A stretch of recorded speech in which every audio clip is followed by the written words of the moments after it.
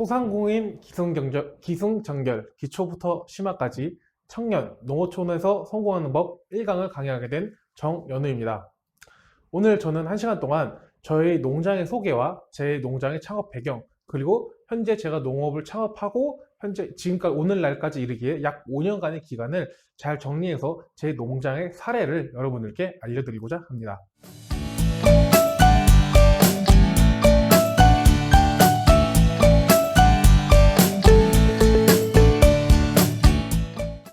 먼저 저희 농장 구조 같은 경우에는 크게 5가지 파트로 나눌 수 있는데요. 단순히 농산물을 생산하는 것이 농장이 아니라 저희 농장 같은 경우에는 농산물을 생산을 하는 재배 파트, 그리고 트랙터, 이항기, 드론, 무인 보트, 건조기 같은 다양한 농기계들을 활용을 해가지고 작업을 하는 농기계 작업, 대행 작업, 그리고 벼를 쌀로 가공하는 가공 파트 부분, 그리고 네 번째로는 저희가 생산한 쌀을 소비자에게 유통하는 유통 부분, 마지막으로 체험 및 6차 산업 부분이 있습니다. 먼저 재배 품목을 보시게 된다면요, 2021년도 10월 31일까지 기준으로 저희 농장은 이제 수도장 이제 벼라고 하는데요. 벼 재배 면적은 약 4만 평 정도로 올해 농사가 완료가 되었고요. 이 4만 평 중에서도 단순히 벼에 대한 품종이 굉장히 많이 있는데요. 여러분들께서 흔히 아시는 흰 쌀밥, 이 한 가지 쌀밥만 재배를 하는 것이 아니라 이제 향찰벼라고 해가지고 찹쌀인데 향이 나는 찰벼, 이제 설향찰, 아랑향찰 같은 특수 향 나는 찹쌀 품종, 그리고 오색미라고 해서 뭐 빨간색 쌀, 검은 쌀, 푸른 쌀, 저국쌀 5가지가 섞여 있는 오색미 품종, 그리고 검정쌀이 흑차미 품종으로 해가지고 단순하게 이미 저희 쌀 시장은 이미 쌀 품목 하나만으로도 과잉 생산이 되고 있는 시기이기 때문에 소비자들에게 어떻게 하면은 쌀뿐만 아니라 다양한 작곡들이라던가 이런 품종들을 맞춰서 공급할 수 있고, 지금 있는 경쟁 사회에서 어떻게 하면 내 농장을 조금 더 소비자에게 어필하고 새로운 판로를 개척할 수 있을까라고 고민을 하다가 굉장히 다양한 품종들을 재배하고 있습니다. 그리고 두 번째로는 여러분들께서도 흔히 아시는 참드림이라던가 고시가리, 일반 백미쌀인데요. 백미쌀도 생산을 하지만은 단순하게 소비자에게 공급을 하는 목적이 아니라 저희가 계약 재배를 하기 위해서 이 고시가리나 참드림 품종을 내년 또는 그 다음 해에 종자로 심기 위해서 좀 까다롭게 관리를 하는 계약 재배용 종자 채취 단지로 이 2가지 품종을 하고 있습니다. 그리고 마지막으로 이제 해담 및 백옥찰인데요. 해담 같은 경우에는 우리나라 대표적인 조생종 품종인데요. 조생종 품종이라 하면은 일반적으로 쌀은 8월 말에서 10월 말까지 약 2달에서 2달 반 정도에 거쳐서 수확이 됩니다. 한 가지 품종이 그렇게 오래 수확이 되는 것이 아니라 우리나라에도 굉장히 많은 품종들이 있는데요. 이 품종들마다 심는 시기와 수확 시기가 다르게 되는데요. 이 수확 시기에 맞춰서 수확 시기가 매우 빠른 거는 조생종 품종, 그리고 한 9월 말에서 10월 중순에 되는 품종 같은 경우 중생종, 그리고 10월 말에서 11월 초까지 가는 거는 이제 만생종 품종이라 합니다. 조생종 같은 경우에는 아무래도 수확 시기가 이르기 때문에 올해나 그리고 내년처럼 추석이 매우 빠른 시기에 좀 햅쌀이 나오기 이른 시기를 대비해 가지고 8월 말이나 8월 중순에 이르게 수확하는 품종을 조생종 품종이라고 하는데요. 아무래도 우리나라의 대부분의 쌀이 중생종인 만큼 중생종은 아무래도 수확 시기가 늦기 때문에 이러한 것들에 대해서 시장 변동이나 공급과 수요를 맞추기 위해서 좀 추석 전에 햅쌀을 빠르게 생산해서 소비자에게 납품해가지고 좀 거래 단가를 높이겠다라는 목적으로 조생종을 심고 있습니다. 그리고 이제 찹쌀 같은 경우에는 제가 농업을 한 지 한 8년 정도가 됐는데, 찹쌀 같은 경우에도 수요와 공급 곡선을 제가 분석을 해봤는데요. 한 2년에서 3년 정도의 가격 변동 폭이 있습니다. 그래서 예를 들면 이런 거를 보시면 되겠죠. 올해 만약 고춧가루 가격이 매우 비쌌다 하면은 내년에는 굉장히 많은 농민들이 고추를 많이 심겠죠. 왜냐하면 작년에 고추 가격이 좋았으니까. 근데 그것에 따라서 내년에 고추를 심는 농민들이 많다 보면은 그 해에는 바로 고추가 너무 많이 생산이 되어가지고 고추 가격이 폭락을 하게 되는 이런 조금 악순환이 농업은 계속 반복이 되고 있는데요. 이러한 것들에 제가 좀 유심 있게 관찰을 해가지고 찹쌀 같은 품종도 한 2, 3년 정도의 차이가 있기 때문에 그 차이 시기에 맞춰가지고 가격 변동에 대응하기 위한 품종으로 총 올해 같은 경우에는 한 11가지 정도의 품종을 재배를 했고요. 그래서 한 4만 평 정도 수도작을 하고 있습니다. 그리고 전작 같은 경우에는 한 5천 평 정도 하고 있는데요. 12월에서 5월 달 같은 경우에는 찰보리를 파종을 해서 찰보리를 재배를 하고 5월 말에 찰보리를 수확을 한 다음에 바로 이제 논을 경운 작업을 한 다음에 6월에서 11월 달까지 서리태를 하는, 서리태라는 이제 검은 콩을 작물을 재배하는 이모작을 하고 있습니다. 그래서 저희 농장 같은 경우는 지금 총 올해 기준으로 한 4만 5천 평 정도 가량의 재배 면적을 확보를 해서 농사를 지었고, 내년 같은 경우에는 아마 한 5만 3천 평 정도까지 재배 면적이 늘어날 것 같습니다. 그리고 농기계 영업 부분인데요. 농기계라고 하면 여러분들께서 이제 흔히 아는 이제 경운기라던가 뭐 트랙터, 이항기 같은 굉장히 많은 농기계들이 있는데요. 실제로 이 농기계들의 가격을 보시면은 트랙터 같은 경우에는 이제 트랙터 크기에 따라 가격이 나뉘는데, 예를 들면 한 50마력 같은 경우에는 뭐한 4,500만 원에서 5천만 원, 그리고 트랙터가 한 100마력, 바퀴가 사람 키보다 높은 그런 트랙터를 보신 적이 있을 텐데요. 그거 같은 경우는 한 1억 2천에서 1억 5천 정도 할 정도로 트랙터 가격도 만만치 않고요. 이항기도 그냥 단순하게 모를 심는 1년에 한 일주일 정도 사용하는 건데 한 4천에서 5천만 원 정도, 콤바인더 벼 수확하는 기계도 한 1억 원이 넘을 정도로 농기계들이 굉장히 고가로 형성이 되어 있습니다. 그렇기 때문에 단순하게 농기계를 사가지고 내가 한 3,000평 정도의 벼농사를 짓는데, 이 3,000평에서 1년에 돈이 많이 나와봤자 한 1,000만 원이 안 나오는데, 이 1,000만 원을 위해서 트랙터 4천만 원짜리, 이항기 4천만 원짜리, 콤바인 1억짜리, 벌써 이 농기계만 해도 한 2억이 넘어가는데 1년에 1,000만 원을 벌기 위해서 2억이 넘는 농기계를 전부 다 마련할 수 없는 상황이기 때문에, 이런 분들을 위해서, 그리고 저도 제가 가지고 있는 농기계들을 최대한 활용을 해서 최대한 소득을 높이고자 농기계를 다양하게 활용을 해가지고 농기계 임대 사업을 하고 있습니다. 제가 이제 농기계를 임대를 해드리는 게 아니라 제가 직접 가가지고 작업을 대행하는 것을 하고 있죠. 여기서 그리고 육묘업 같은 경우에는 이제 여러분들께서 아시는 흔히 모내기 하기 전에 모판이 있으면은 이 모를 미리 하우스에서 시설해서 미리 어느 정도 기르는 작업을 육묘업이라 하는데요. 저 같은 경우에는 육묘업을 통해서 모판을 한 15,000장 정도 재배를 해서 판매하고 있습니다. 육묘업 같은 경우는 여러분들께서 이제 흔히 TV에서 보시는 이제 모판 한 개 있잖아요. 모판 한 개가 대략 한 보통 요즘 평균 한 10평 정도 심거든요. 이제 그게 한 15,000개면은 한 15만 평 정도. 제가 한 그래서 5,500개 정도를 사용을 하고 나머지 한 9,000개에서 한 10,000개 정도는 이제 소비자들에게 판매를 하고 있습니다. 트랙터 작업 대행 같은 경우에는 이제 트랙터가 단순한 목적으로는 이제 논을 갈아주는 목적으로 많이 사용을 하시는데요. 여기 보시는 것처럼 사진에 보시면은 이제 논둑을 쌓아준다거나 이제 그 트랙터 로터베이터라는 작업을 통해서 논을 갈아주는 작업, 그리고 논에다가 물을 댄 다음에 물을 갈아주는 작업, 이렇게 크게 두 가지에서 세 가지로 나뉘어져 있고요. 모내기 대행 작업 같은 경우에는 이제 모를 대신해서 심어주는 작업을 하고 있습니다. 이항기를 통해 가지고 모를 심는 거죠. 그리고 이 무인 보트 영업 같은 경우에는요, 제가 동영상을 준비했는데 이제 동영상을 볼 수 없다고 해가지고 무인 보트라고 이제 유튜브라던가 다른 데 검색을 해보시면은 요만한 이제 RC카 정도 되는 이제 보트인데요. 이 보트가 논을 다니면서 뭐가 심겨져 있는 논에서 다니면서 제초제라던가 약을 살포하는 겁니다.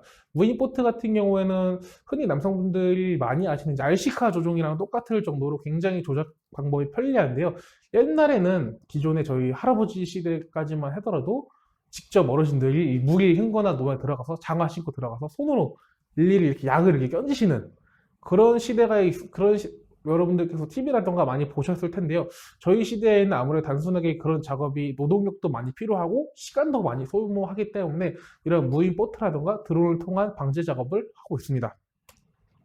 마지막으로 이제 무인 멀티콥터 드론을 토용한 입재 및 유재 방제 작업을 대행인데요. 저 같은 경우에도 이제 올해 5월 달에 DJI의 T20이라는 드론을 구입을 하게 되어서 T20 기종 같은 경우에는 최대 적재량이 이제 비료라던가 영양제, 물이 한 20kg까지 적재가 가능합니다. 20kg까지 적재가 가능해서 한 번 비행하는데 보통 드론이 아무래도 무게가 20kg까지 적재를 하고 난다면은 드론 무게가 한 40kg 정도가 나가는데 이 40kg로 배터리 하나로 대략 한 13분 정도 방제를 할 수 있습니다. 그래서 20kg 정도 싣고 방제를 한다면은 대략 한 13분 동안 한 1,500평에서 3,000평 정도 방제를 한 번 할 수 있습니다. 기존에 이제 일반적으로 경운기에다가 사람이 물을 가득 찬 약통을 싣고서 줄을 당겨가지고 사람이 들어가서 논에 들어가서 일일이 다 껴지는 작업 같은 경우에는 보통 1,500평을 방지하는데 줄 당기고 줄 다시 감고 이런 힘든 노동력도 필요할 뿐더러 1,500평 방지에 기본적으로 한 빨라야 한 40분, 보통 한 1시간 정도 되는 1시간 정도 작업이 소요가 되는데요. 드론 같은 경우에는 그러한 사람의 인력 노동도 최대한으로 감축을 하고 작업 시간도 굉장히 짧기 때문에 어떻게 보면 굉장히 스마트한 농업을 할 수 있습니다. 그래서 올해 같은 경우도 이제 드론을 통해서 저도 처음으로 드론 방제를 하게 되었고, 그리고 곡물 건조기 대행 작업을 해가지고 이제 수확한 벼를 바로 쌀로 가공을 하는 것이 아니라 어느 정도 건조기에 넣고 수분을 13%에서 15% 정도 낮춰줘야 장기간 보관이 가능하고 도정했을 때 쌀이 썩지 않기 때문에 꼭 필요한 작업이기 때문에 건조기 작업을 대행하고 있습니다. 마지막으로 이제 가공 및 유통인데요. 가공 및 유통 같은 경우는 저는 이제 벼농사를 중심으로 하기 때문에 벼를 쌀로 가공하는 그러한 작업을 할 수 있습니다. 근데 이 벼농사에서 이 도정 시설을 하시면은 뭐 방앗간, 옛날 말로 방앗간, 요즘에는 뭐 정미소, 미국 처리장, RPC라고 하는데요. 저 같은 경우에는 아무래도 창업이다 보니까 기본적으로 이 정미 시설을 아무래도 확충을 하려면은 최소 한 10억이 넘는 비용이 필요하기 때문에 제가 정미소를 소유하고 있는 것이 아니라 저희 동네에 있는 법인에 저도 소속이 되어 가지고 제가 여기 법인에서 이제 같이 일을 하면서 제가 생산한 벼를 도정을 하고 소비자에게 유통 판매하는 그런 역할을 하고 있습니다. 그리고 체험 및 6차 산업인데요. 여러분들께서도 이제 농장 체험 같은 경우에는 많이 경험을 하거나 자녀가 있으신 분들이라면은 많이 다니셨을 거라고 생각이 됩니다. 흔한 걸로는 이제 딸기 수확 체험이라던가 아니면은 무슨 뭐 양봉 체험, 그리고 블루베리 수확 체험, 이런 다양한 체험이 있는데 어떻게 보면은 동물원이나 조그마한 농장에 가가지고 동물에게 먹이 주는 것도 체험 활동이라고 할 수 있습니다. 그래서 이러한 것도 제가 활용을 하기 위해서 체험 및 6차 산업을 하려고 준비를 많이 했었는데요. 쌀 같은 경우에는 굉장히 좀 체험이나 6차 산업이 제한이 되어 있습니다. 정말로 많이 하는 체험이라 한다면 쌀을 가지고 떡 만들기 체험, 아니면 한 5년 전, 10년 전까지만 해도 뭐 모내기 체험, 그리고 또 벼 수확 체험이 좀 시, 군 단위 행사로 있었는데 요즘은 뭐 모내기 체험이라던가 이런 거 많이 없어졌죠. 그리고 요즘 유치원이라던가 어린이집 아이들에게 떡 만드는 체험 해봤니? 그러면은 뭐 몇 번씩 해봤다고. 그 정도로 이미 벼농사에서는 체험이나 6차 산업이 굉장히 제한이 되어 있기 때문에 저도 이러한 것들을 어떻게 좀 활용을 해볼 수 있을까 고민을 하고 아직까지는 하고 있습니다.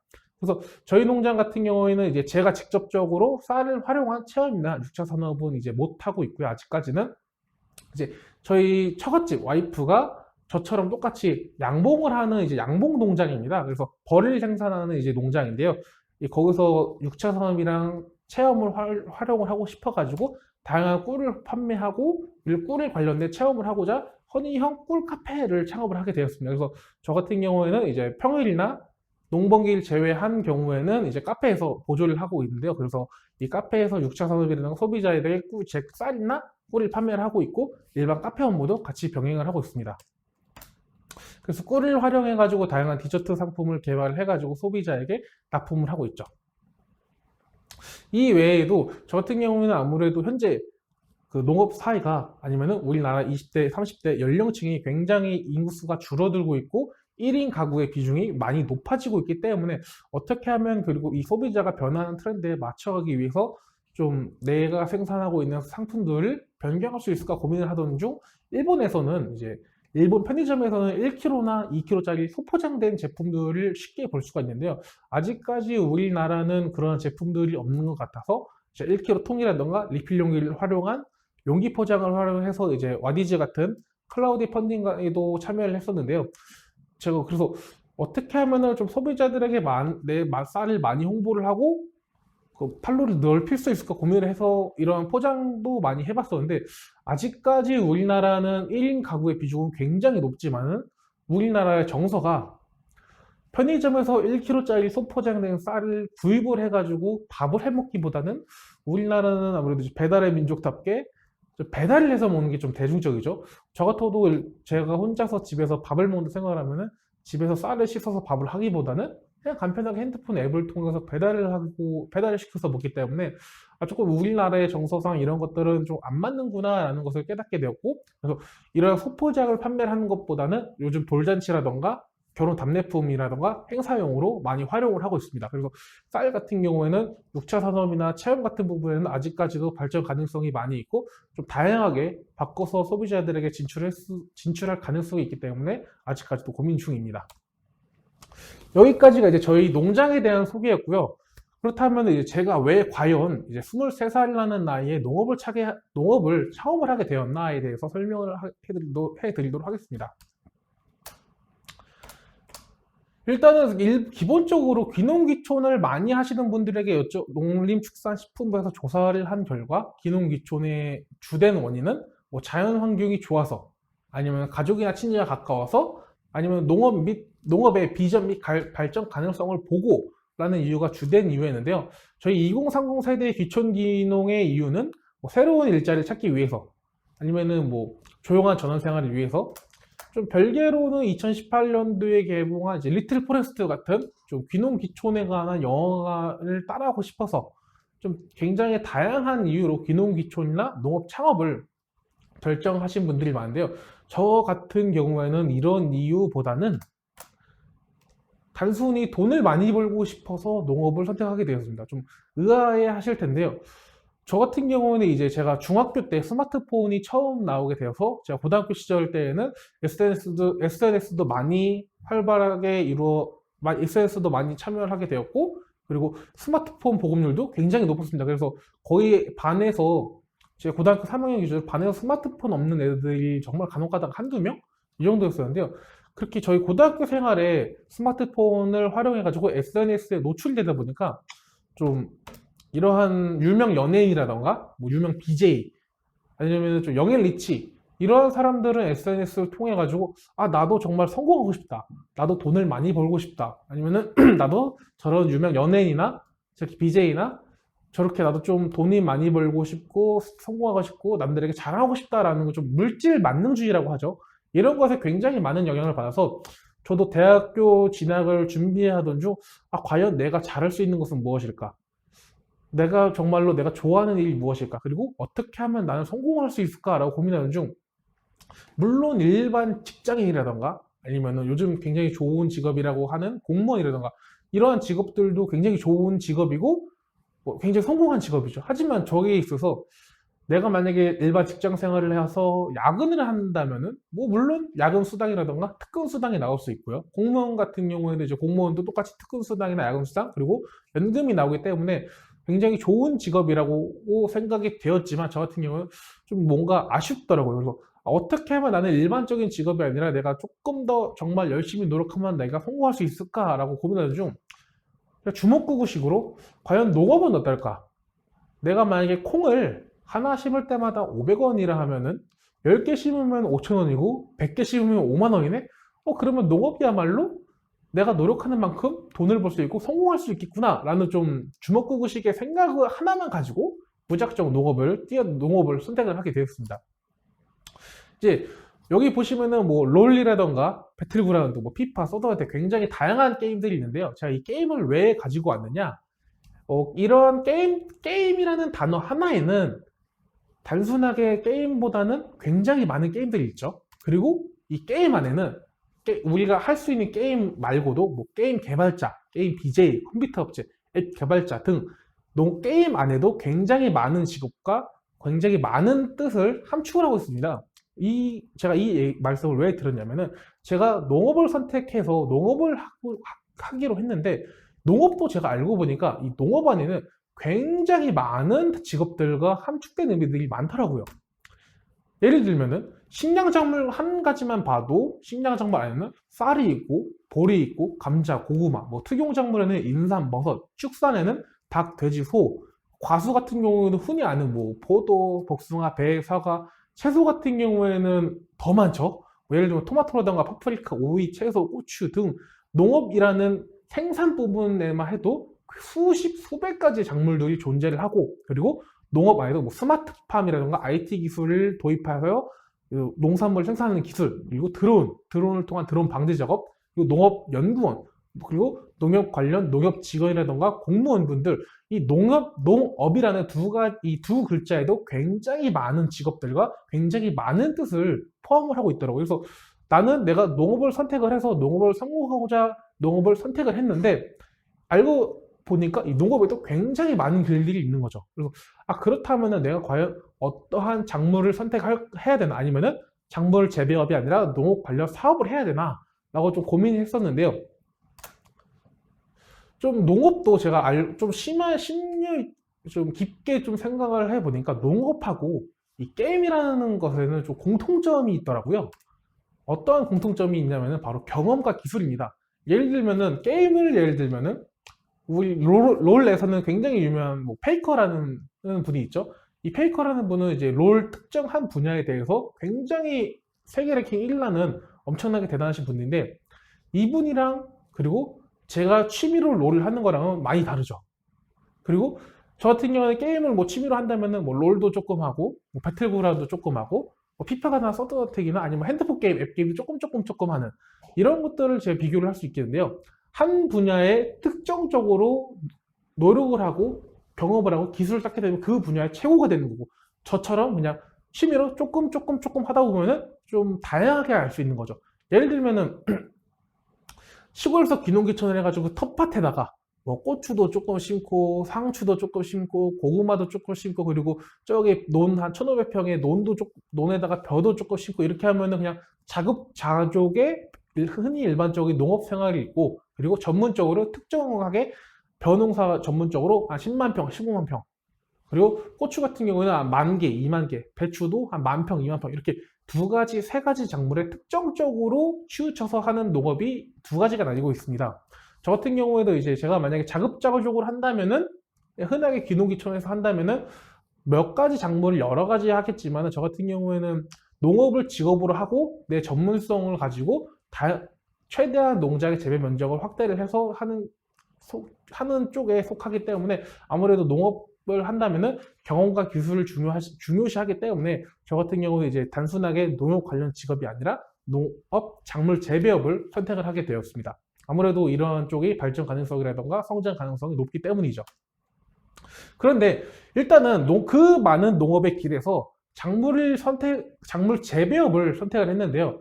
일단은 제가 농업을 하기로 했으면은 과연 그 많은 농업 작물 중 나는 어떠한 작물을 해야겠느냐라고 고민을 해야겠죠. 그래서 여기 보시면은 제가 빨간 박스에 제가 표시를 하는데요.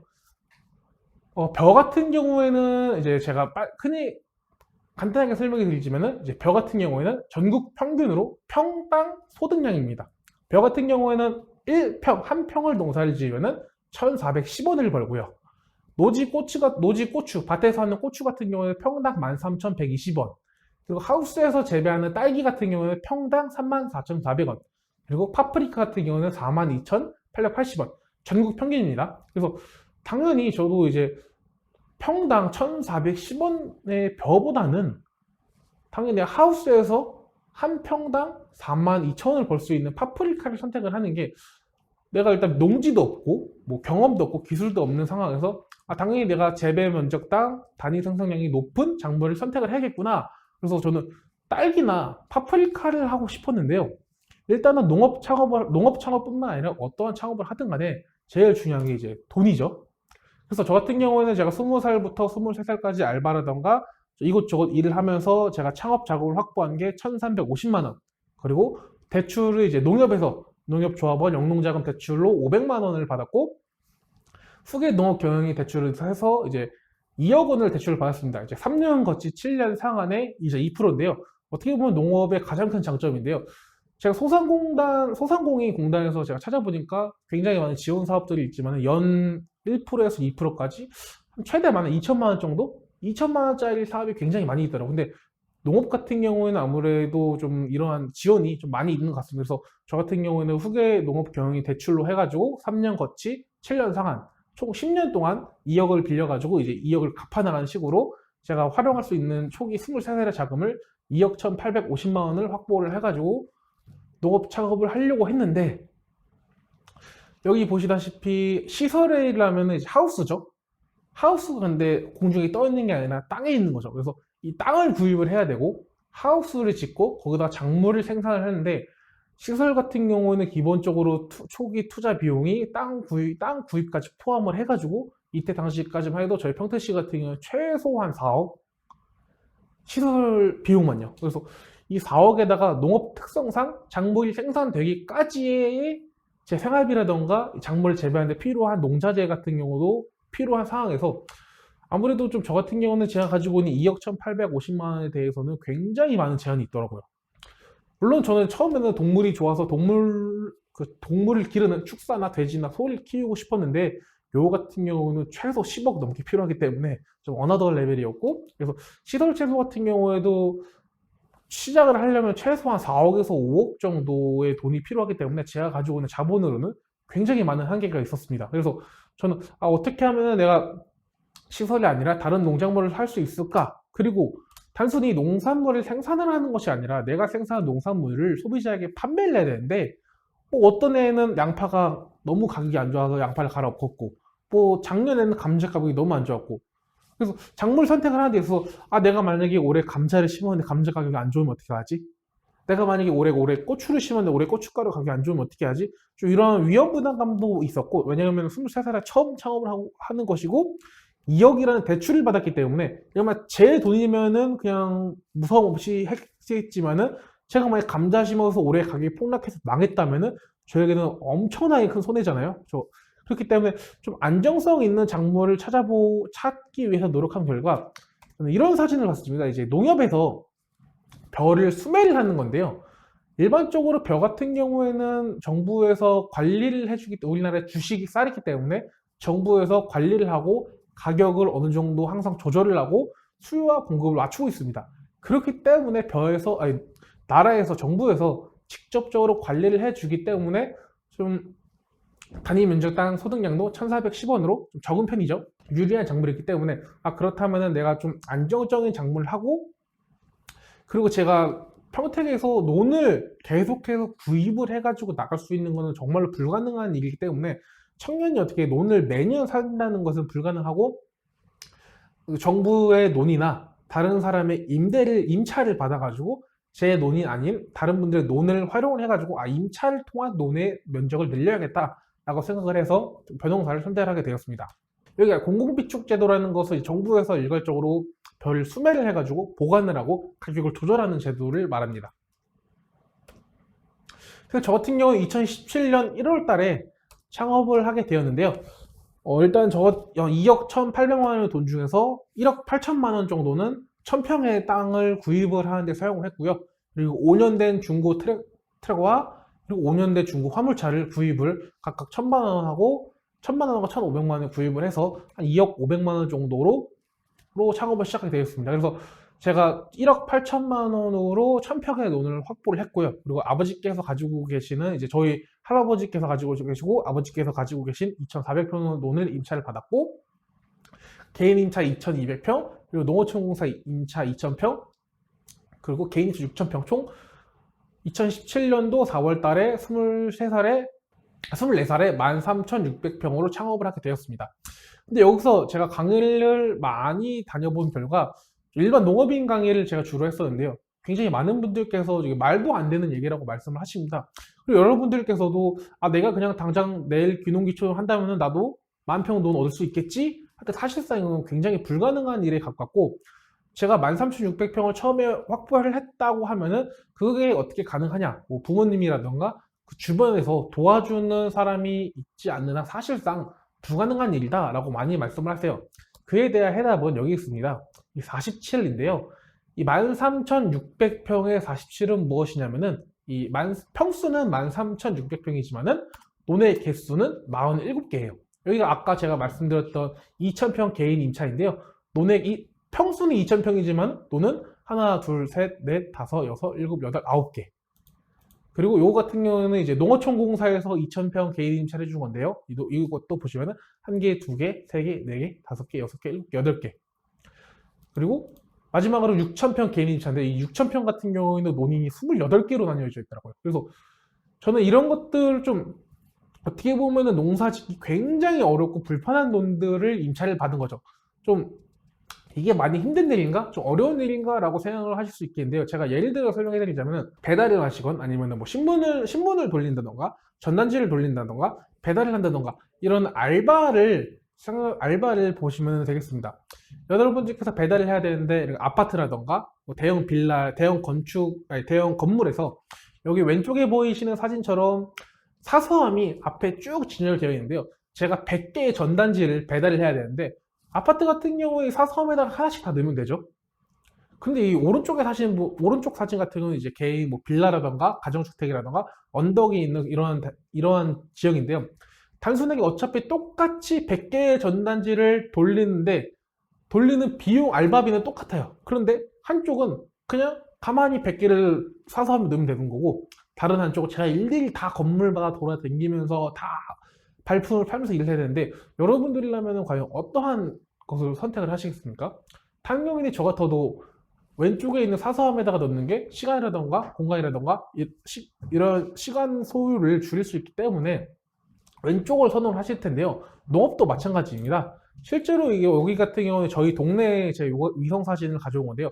여기 보이시는 이 네모난 하나가 실제로는 1,500평입니다. 이 1,500평의 논이 바둑판처럼 빼곡하게 놓여 있어서 농작업을 하는 데 있어서 그리고 농을 관리하는 데 있어서 굉장히 빠르고 효율적이면서 작업을 하는 데 있어서 빠르죠. 하지만은 제가 확보한 논들을 계단식으로 2,000평인데 이렇게 9가지로 이루어져 있다 보니까 단순하게 농기계 트랙터가 들어갔다 나왔다만 9번을 해야 되고 작업을 하는 데 있어서 굉장히 많은 시간을 소요를 하고 있습니다. 그렇기 때문에 기존의 농업인 분들께서 전부 다 이 노는 정부 너무 농사 짓기가 어렵고 돈도 얼마 안 된다 라고 거절을 하셔가지고 다 거절 하시고 실제로 제가 농어촌공사에 문의를 해본 결과 이 8개의 2,000평짜리 논이 제 같은 경우는 농대를 졸업하고 기농기촌한 청년창업 24살짜리에게는 임대 순위가 맨 끝순위였습니다.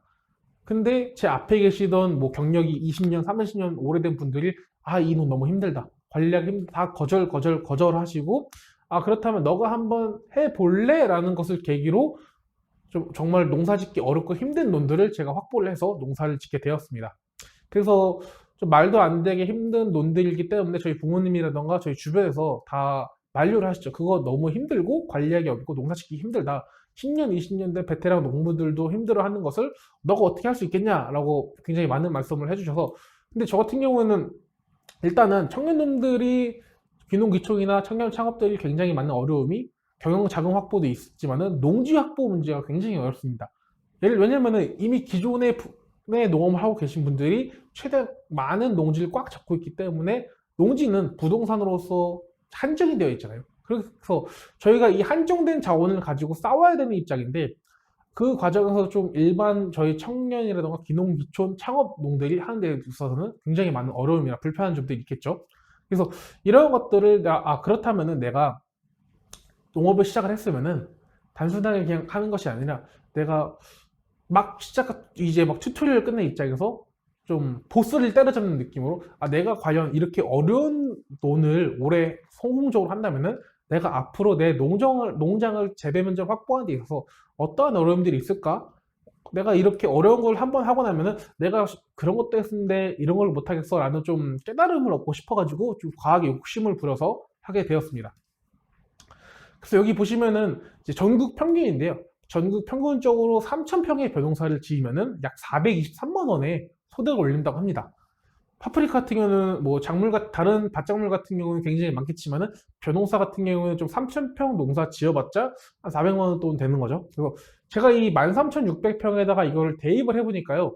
저는 1년 농사 지으면은 한 1,900만 원 정도 벌 수 있는 거더라고요. 그래서 제가 농업을 한 이유가 난 성공을 하고 싶어서인데 이건 너무 조금 적은 돈이 아닌가라는 좀 의심이 들어서 과연 내가 어떻게 하면 좀 다른 게 좀 소득을 올릴 수 있을까 고민을 하던 중 이제 벼농사 얘도 콩농사라는 것을 알게 되어가지고 보이시는 것처럼 벼가 있으면 논둑이라고 사람이 다닐 수 있는 길목이 있는데요.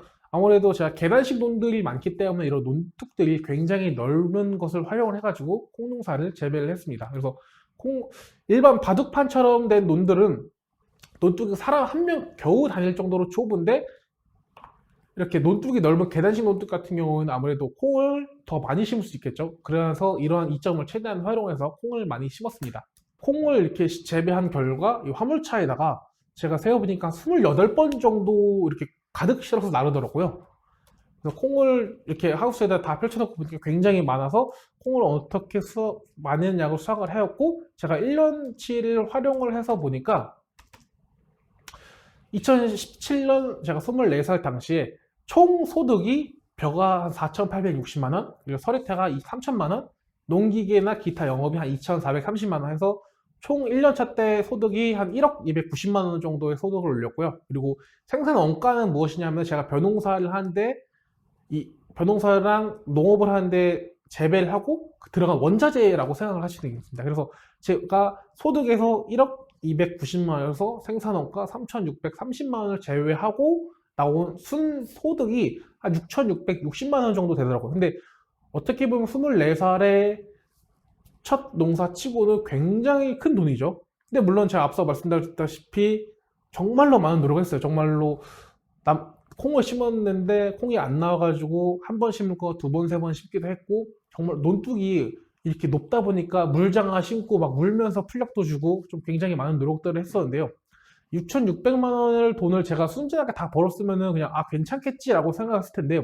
6,600만 원은 당연하게 제 1년 동안 생활비가 포함이 되어 있고요. 그리고 제가 가지고 있는 창업 비용이 포함이 되어 있고, 그리고 또 조합원, 농협 조합원을 가입하는데 필요한 조합원 가입 비용 한 300만 원 정도, 그리고 대출 이자, 대출금 500만 원 갚고 대출 이자 2억에 대한 대출 이자라던가 이런 것들을 다 제외하고, 또 내년에 농사를 지으려면은 한 1,500만 원 정도의 비용을 내년 농사에 좀 남겨놨기 때문에, 제가 1년 동안 정말 열심히 고생해서 벌은 돈을 제가 다 제외하고 나니까요, 한 1,200만 원 정도? 근데 조금 고민이 되더라고요. 내가 정말 엄청나게 힘들고 열심히 해서 농사를 지었는데요, 단순하게 생활비를 제외하고 일반 직장인이 1,200만 원을 저축을 했다라고 하면은 굉장히 큰 돈이죠. 하지만은 제가 생각했을 때 내 노력 대비 이렇게 열심히 했는데 과연 이 돈이, 그리고 내가 앞으로 내년이나 계속해서 이거를 할 수 있는 보장이 있을까라는 좀 두려움이 생기더라고요.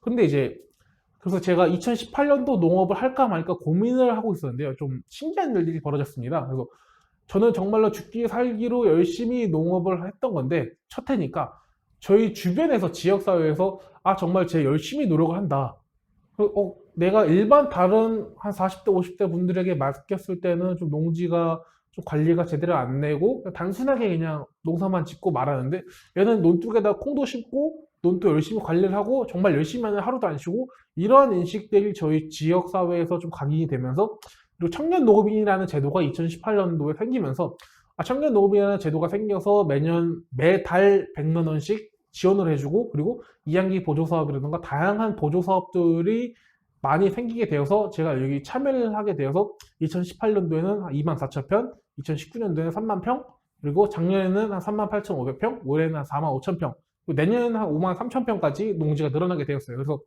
이렇게 좀 저의 청년 창업 농업이 제도라던가 다양한 제도가 저에게 지원 사업이 좀 들어와가지고 농업을 하는 데 있어서 좀 내가 농장을 확대하고 성장을 하는 데 있어서 좀 많은 발판이 되어 있었고, 정말 농업이라는 게 발전 가능성이라던가 좀 성장 가능성이 높은 직업이구나라는 것을 깨닫게 되었습니다. 여기 달력 같은 경우는 정말로 제가 3월달, 4월달 올해 달력인데요, 하루도 안 쉬고 일할 정도로 정말로 열심히 일을 했던 것 같습니다. 이제 Q&A인데요. 아무래도 좀 많은 분들께서 여쭤보시는 게 정말로 농업 텃세가 좀 심하냐 라고 여쭤보실 수 있는데, 저 같은 경우에도 좀 굉장히 심했다고 생각을 합니다. 아무래도 저는 이제 평택이 저희 부모님이 사시고 제가 초, 중, 고등학교를 나온 동네이고, 저희 할아버지 할머니가 시골에 살고 계시기 때문에 좀 아무래도 제가 어렸을 때부터 분명히 봐오던 어르신들이라서 이런 텃세가 없을 줄 알았어요. 왜냐면은 내가 할머니 할아버지 집 가면은 보던 어르신들이고, 그냥 그 동네를 제가 제일 잘 알고 있고, 동네 사람들도 많이 알고 있으니까 과연 나한테 뭐 내가 창업을 하는 데 있어서 귀농귀촌을 하는 데 있어서 텃세가 있을까라고 생각을 했는데 정말 큰 오산이더라고요. 일단은 여러분들께서도 뭐 일반 뭐 식당 요식업이라던가 자영업이라던가 창업을 하시게 된다면은 그 제가 창업을 하고자 하는 지역의 뭐 상권이라던가 그리고 주변 경쟁 상대라던가 이런 것들을 분석을 하시게 되실 텐데요. 그리고 당장 우리 좀 사회가 내 집 앞에 누가 이사를 와도 누가 이사 왔지? 내 밑에 집, 위에 집 그냥 궁금은 하고 좀 관심이 있잖아요. 좀 요즘은 좀 개인주의가 되면서 좀 줄었다고 하지만은 이 농촌 같은 경우에는 인구가 한 7, 80대 분들이 주로 이루어져 있는 상황에서 갑자기 20대 젊은 애가 농업을 한다고 왔으니까 얼마나 궁금하시겠어요. 나는 그냥 매년 똑같이 농사 짓고 그냥 주변에 60대, 70대, 80대 어르신들 분들께서 평생을 하고 계셨는데요. 갑자기 20살 아니면은 뭐 30대, 40대 젊은 사람은 귀농귀촌을 했다? 그분들에게는 삶에 있어서 굉장히 큰 이벤트인 거죠. 그래서 굉장히 괜히 궁금하기도 하고 그래서 그런 분들께서는 그냥 어떻게 하면은 좀 도움이라던가 그분들의 경험이라던가 지식 그리고 관심을 표현하는 방법인데요. 좀 농업사회 우리 좀 고지식하고 가부장적인 우리나라의 사회 정서가 그분들에게서는 그냥 그거 그렇게 하는 거 아니야 이렇게 하면 더 좋아라고 할 수 있는 거를 그거 그렇게 하는 거 아니야 그렇게 하면 망해 왜 했어 때려쳐 이런 좀 말투라던가 이런 분위기가 좀 그렇게 이루어져 있다 보니까 좀 텃세 아닌 텃세가 있다고 생각을 하는데 그리고 저 같은 경우도 좀 1년 차 때는 나한테 웬 관심이지 내가 하던 말건 하다못해 저희 집 앞에 제 차가 있건 없는 걸 써서 어제 왜 이렇게 늦게 들어왔어? 라는 걸 물어보고서 조금 의아하더라고. 나는 왜 이렇게 나한테 관심이 많지? 내가 뭘 하건 어떤 걸 하건 그래서 그렇게 생각을 했었는데 그렇게 하고 좀 다툼도 실질적으로 많이 있었어요. 근데 좀 시간이 지나고 한 3년, 4년 정도가 되다 보니까 이런 분들이 그렇게 나쁜 뜻을 한 것도 아니고 제가 싸우고자 한 것도 그분들은 그냥 단순히 도움을 주시는 거였는데 좀 이런 좀 어떻게 보면 농업도 제가 그분들께서 20년, 30년, 40년 평생을 읽어간 사회에 제가 끼어드는 어떻게 보면 굴러온 돌이기 때문에 그런 분들께서 이미 맞춘 사회에 제가 좀 적응해서 녹아 들어가는 그러한 역할이라던가 자세가 조금 많이 필요했던 것 같습니다. 그리고 많은 질문들 중에 하나인데요. 농업은 무조건 성공한다? 라는 건데요. 여러분들께서도 이제 흔히 뭐 생생정보통이라던가 좀 이제 다양한 방송에서 매일 하루에 한 편씩 나오는 건데요. 뭐 신문 뉴스 마찬가지지만 뭐 억대 매출의 뭐 청년 농부, 뭐 정년 퇴직하고 나서 뭐 억대 매출의 사장님 이런 뉴스라던가 보도를 굉장히 많이 보셨을 겁니다. 그래서 나도 그냥 농업 처음만 하면 성공하나? 나도 그냥 단순히 농업만 시작을 하면은 1억, 2억, 뭐 3억, 10억 이렇게 벌 수 있나? 라고 생각을 하실 텐데요. 저는 꼭 이 말을 해드립니다. 이런 것들은 그냥 여러분들께서 흔히 아시는 이제 아이돌이라고 생각을 하시면 돼요. 단순히 뭐 아이돌이라던가 연예인을 만드는 프로그램들이 굉장히 많이 있죠. 뭐 K-팝 스타 같은. 그런데 보시면은 처음부터 1등이나 10등, 뭐 2등, 2등, 3등, 10등까지 결정되어 있는 게 아니라 수백, 수천, 수만 명들의 지원자들이 거르고 걸러서 엄청나게 재능이 있고 유명한 한두 명 정도만 성공을 하는 그런 오디션 경쟁 프로그램도 농업도 마찬가지라고 생각을 합니다. 단순히 수백, 수천, 수만 명의 귀농귀촌 청년 창업들이 있다면은 억대 매출을 가지고 그리고 성공할 수 있는 사람들은 특히 저는 일부라고 생각을 해요. 정말 많이 쳐야 1%? 제가 봤을 때 솔직히 0.1% 정도밖에 안 되는 것 같은데요. 그 정도로 그냥 단순하게 자연이 좋아서 귀농귀촌이 좋고 워라밸을 추구하고 싶어서 귀농귀촌을 하시는 분들이라면은 하시는 분들에게는 상관이 없겠지만은 내가 농업에 뛰어들어서 어떠한 장부를 선택을 해가지고 정말로 뭐 억대 매출 아니면은 뭐 매출 10억, 20억 이렇게 성공을 하고 싶다면은 연예인들처럼 정말로 피나는 노력을 하고 엄청나게 노력을 해야만 성공할 수 있는 것이기 때문에 단순히 농업은 무조건 성공한다. 나도 농업을 그냥 한번 해볼까? 할 것도 없는 농업을 할까? 라는 인식은 제일 먼저 버리셨으면 좋겠습니다. 그래서 좀 강의 시간이 촉박해가지고 제가 중간에 건너뛴 부분들도 있고 좀 빠르게 말씀을 드렸는데요. 여기까지가 이제 제가 농업을 선택한 이유, 그리고 창업 과정, 그리고 지금까지의 한 5년 정도의 제 경험을 말씀드리는 과정이었고요. 이 다음 시간부터는 과연 내가 농업을 생각하는 데 있어서 농업 창업에 있어서 귀농귀촌에 있어서 장점은 무엇인지, 그리고 단점은 무엇인지, 그리고 앞으로 농업은 어떻게 나을 것인가에 대해서 설명을 드리도록 하겠습니다. 그러면 이제 쉬는 시간 갖고 다음 강의에 찾아뵙도록 하겠습니다. 감사합니다.